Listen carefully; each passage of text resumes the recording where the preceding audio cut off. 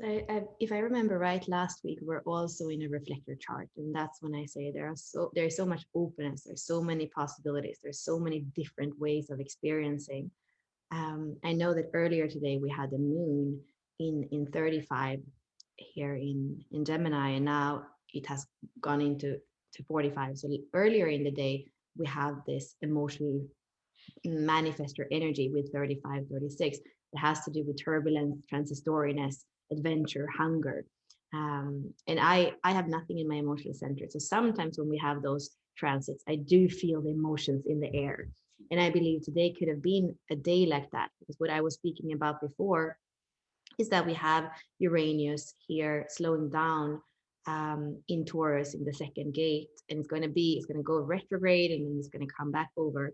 So it's really there for a while, and this is the most feminine, the prime yin of all the keys. It's Earth over Earth in the I Ching, and then here we have today Mercury in a square to Uranus. So Leo and Taurus, and Taurus likes when it's kind of consistency, it's a fixed sign, it's earth, it likes its comfort, it likes when things are beautiful and sensual. And then we have Uranus, it's highly unpredictable, taking us into the future, into the Aquarian time. So already just having Uranus here in the second gene key is like not, they're not completely friends, but Uranus is kind of always going to win because he's like very far out and he's taking us into the future. And then that together with this tension that we have here, where the sun is actually coming in and following Mercury this week. So right now we have Mercury in the seventh, which is about inner guidance. So in those unpredictable times when maybe we're kind of just longing for stability again, really what we are here to follow is that inner guidance that the seven is. And it's in one way, the seventh has to do with inner guidance, but also being able to guide and lead the army into the future, into something better. So it feels like self-responsibility. And that's where Mercury is today. So I believe unpredictable. I feel like it has to do with self-leadership.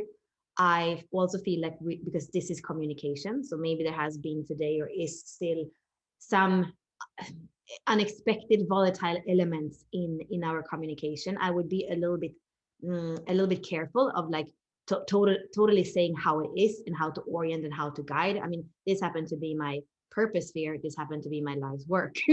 So I'm kind of good at telling people what the direction is, but right now when it is in the transit, I would just kind of really tune into my own orientation, my own guidance. And then we are going to have the sun following here in square to Uranus. So I would say this is a volatile week, and this is the main aspect that's going on. And I also feel the sun is telling us today to, like you were saying in the beginning of the call, to retreat and to see, you know, when we run around, what are we caught up in and what are we forgetting that has to do with this inherent knowing and direction of where, you know, our own unique direction that can be very flexible, that has really very many different possibilities. Also seeing that the seven and the two are both in the G center. Who am I? What do I stand up for? Where am I going?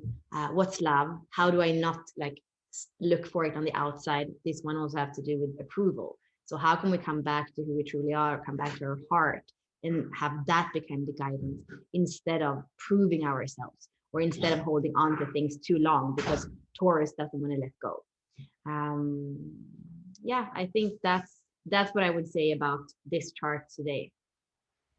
So while I'm looking at this, I'm thinking about this square that you're bringing up, and of course, like you mentioned, this is in the primary activation sequence of your hologenetic profile, your life's work, and your purpose, right? And the sun is right there, kind of like just about to kiss that where Mercury is. And what I'm thinking about is like when I go outside during the day and the sun, or even if I'm not outside, I still see the light from the sun. And it's shining all of this energy at us. And if it's in this gate of forgetting, how does that particular gateway energy influence this square that's going on? Like if the sun is shining like really strongly impacting us through this spectrum of forgetting, mindfulness, and how is that going to impact us with this square going on? Yeah, I always, like you were saying in the beginning too, I see that 33 together with the other stop codons. So we have the distraction of the 56 and we have the vanity of the 12. So there is something, there is this whole, that kind of codon ring together that is creating, I mean, that is the veil for us. And I believe that there are many things right now when we look around us that can have us. I feel like those three gene keys and the conditioning of what's around us can have us forget to come back to the G center and feel our unique orientation in the moment based on our inner intuition and our inner guidance. So for me, I would say all kinds of distractions the sun is shining on, and those distractions are veiling those revelations that are there to have all the time, that has to do with our unique direction, that has to do with like the experience of love, or even the beingness in love of love, that we have inherently. And in the higher frequency, I believe that the 33 is inviting us to find our medicine, whether that's mindfulness, whether that's ceremony. I had that conversation with Simone earlier today, and she was saying we don't need ceremony. Like we energy is moving. And for me, there is something with the 33 where I do like the word ceremony, because I believe we're placed here in a divine play, in a divine lila. And as we are in 3D, I think ceremony is an amazing way of seeing beyond that lila, and at the same time knowing as human beings, and that would be what human design says, it's the program, we're part of the program, and the beauty is to become aware of the program so that we aren't just puppets of the program.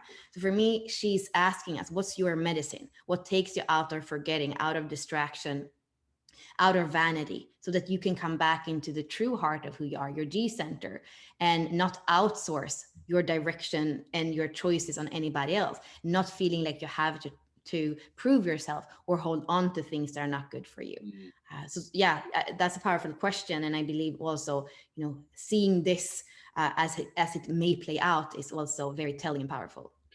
It's a beautiful answer. When we're experiencing a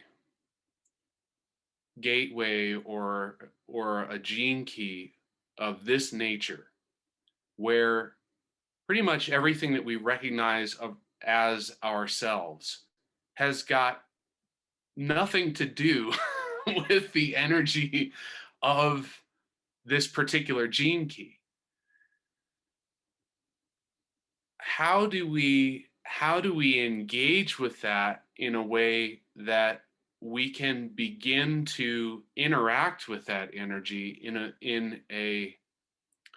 a way that moves our experience, that moves our consciousness towards something that's maybe feels more authentic, or stops us from the habitual patterns that cause the negative experiences that come up in our lives? I believe that Richard Rudd did a good job here, because when I think about the 33, I don't necessarily think about mindfulness. Like I say, I see more the medicine woman in there. I see more that this sacred container. But I believe by choosing mindfulness as a gift frequency, and we know in the gene keys, the gift frequency is always the pathway. So it can feel like it's so far, if you're stuck in the shadow, is so far to the revelation of the truth of the truth of who we are, like you're saying. And always using that gift, or tuning into that gift, is always a beautiful pathway. And I would say, if we are just aware in our everyday life, we can notice every time mindfulness isn't there, and then we know that we are not on the pathway. And that is many, many times during the day. And I mean, I can see that in myself. I have a little bit of time where I'm taking an Uber, and I'm right away putting in something on YouTube, some astrology video, 2x, at least. And I'm really angry right now with one of my subscriptions, they are changing the video program, so I can't to exit anymore. I have to look in the normal speed. And there is something telling about that, because what is the mindfulness of just sitting there in the Uber and like looking at whatever is around you, or like tuning out the traffic and just being in that space of nothingness. And that, I believe, that is for sure something to notice this week. How many moments of mindfulness do you actually have?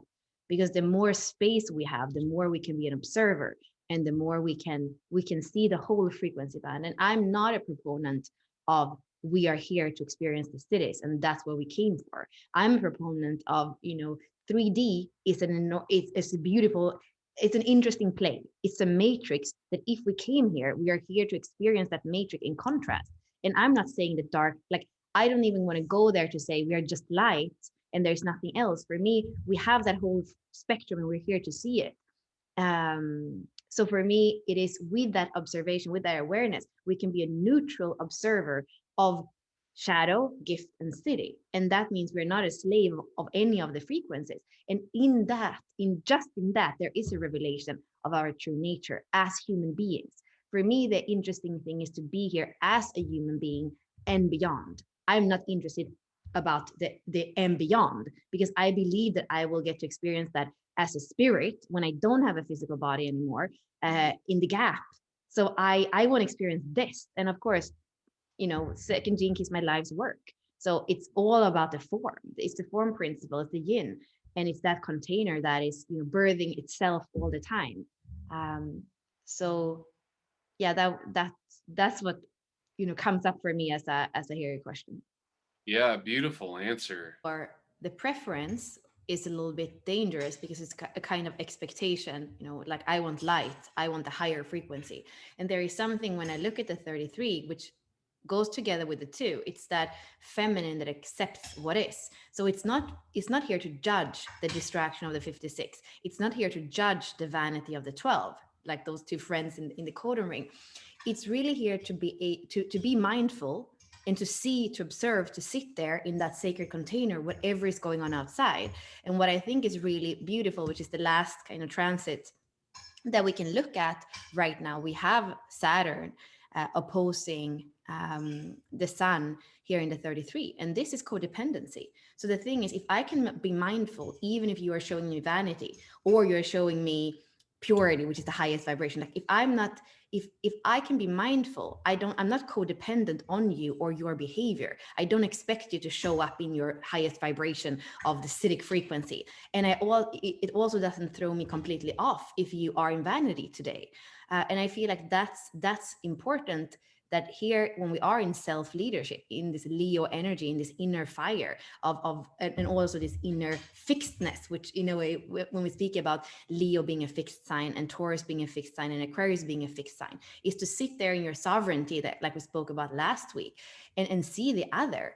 And the 19, it's not here to be codependent, it's here to be sensitive, and it's here to also be able to hear, to hear the nuances. And it just feels like when we are in sovereignty in the 33, we're not codependent on the other, and we don't really have a preference. We can have mindfulness and be like, oh, this is what's showing up, this is what's showing up. We don't need to judge or point fingers. But the 33 for sure can tell a story, or can create this circle where everybody sits, and then we come more into our sensitivity and we can feel closer to the truth. So that is something that is also activated right now, where I feel like we are asked to, are you dependent on your partner, your child, showing up in a certain way for you to be able to be mindful? Or are you putting that responsibility of them, is depending on how they show up, that you can be happy, mindful, whatever it is.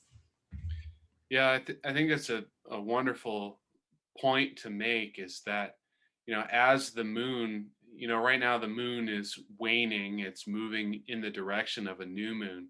So the energy, this particular energy is, um, it's going through a releasing.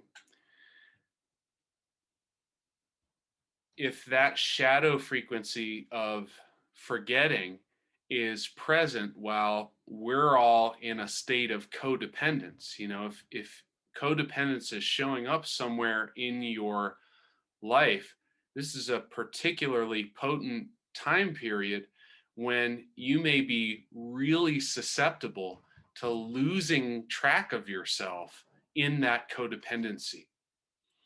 And, it really, when you have that relationship between the earth and the sun, the way those two gateways that are opposing each other work together and kind of feed each other in different ways, you know, I think it shows up in various ways because of the different qualities of these gates. But here in this particular way, if you've forgotten the awareness of self and how it is you desire to behave, meaning you are a victim of the impressions and reactions of your experience, codependency is just going to blow up in your face.